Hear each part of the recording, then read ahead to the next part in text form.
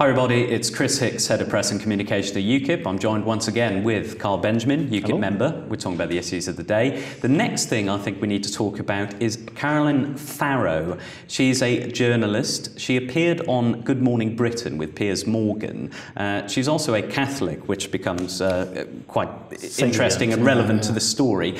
She's been accused and contacted by the police for misgendering a child on the programme. This sounds all very serious, actually. It almost seems like it may end up with some kind of possible criminal proceeding. What is going on here exactly? Well, I'm as baffled as anyone else on this. Because, I mean, when you say a child, we're talking about, I think it's 16 years old, so child in the loosest sense of the term.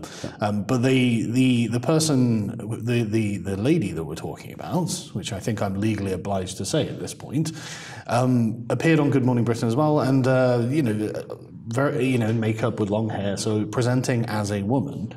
And Caroline Farrow had a visit from the police regarding the fact that she had used the term son rather than daughter because the mother had reported this to the police as a hate crime, and the police had come around. And it was under the Malicious Communications Act that she was being charged here. So, I mean, honestly, it looks like this is essentially what is the future for religious people in the UK under the sort of regime of intersectionality. You are not allowed to misgender someone, or else you will find yourself in breach of the Malicious Communications Act. Well, quite. And this is interesting that you bring this up, because she's saying now on Twitter that it is her religious belief that one cannot change sex. And I mean, you could argue that some people have the view that it is also their scientific view that one cannot change sex as well.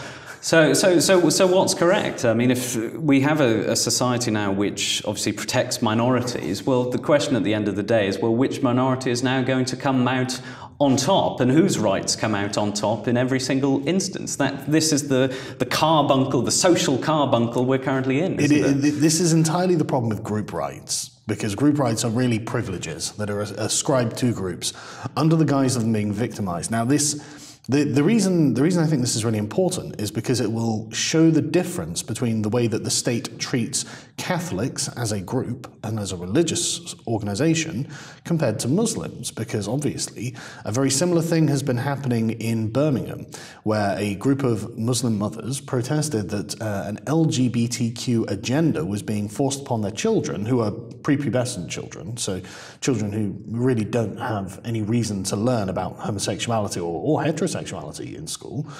And this came, the principal of the school was a gay man himself, and he was in support of the LGBT agenda being taught. And there was a protest, quite a large one. About 300 of these Muslim mothers in this Muslim community in Birmingham were complaining that the school is 98% Muslim, therefore it's a Muslim school, and we won't be teaching any of this. Now, the conflict happened, and a preacher was out in the street saying, "How dare you teach our children that they can be gay and Muslim," which is a very important statement that the left and the intersectional types are just ignoring, obviously, because this is a very, very tangled web that they've found themselves trapped in. But the school and 4 other schools have pulled their LGBTQ curriculum. So now we have a 2-tiered system. Everyone else in Britain is going to have this forced upon their children, except for Muslims, on the basis that it violates their religious precepts. In the case of Catholics, apparently, holding anti-LGBT views as a religious conviction is not good enough. And so now we see the sort of 2-tier system that is being put in place. And the Muslims themselves did actually say, well, we feel victimized by this. Now, clearly the Catholics need to pick up on this language, because it's the language of victimhood that the intersectionals all use. They all use this language, and that's the way to approach it. And honestly, I think that is effectively how the Muslims are going to defeat the progressives in these kind of conflicts.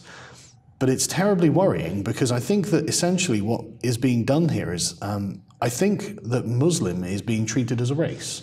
And I don't think Catholic is being treated as a race. Catholic is being treated as white, which most Catholics are not. Most Catholics are in Africa and in South America and Mexico are not white. But the ones who live in majority white Western countries obviously are, because we're majority white countries. And so this is being treated as if it is a white religion, as far as I can see. And Muslim, although not all Muslims are non-white, obviously, but that's being treated as a non-white religion and therefore being given a privileged position when it comes to intersectionality. But I mean, really the problem is that this is the concern of the police. The police should have no opinion on any of this. We should not have it that misgendering someone is a hate crime.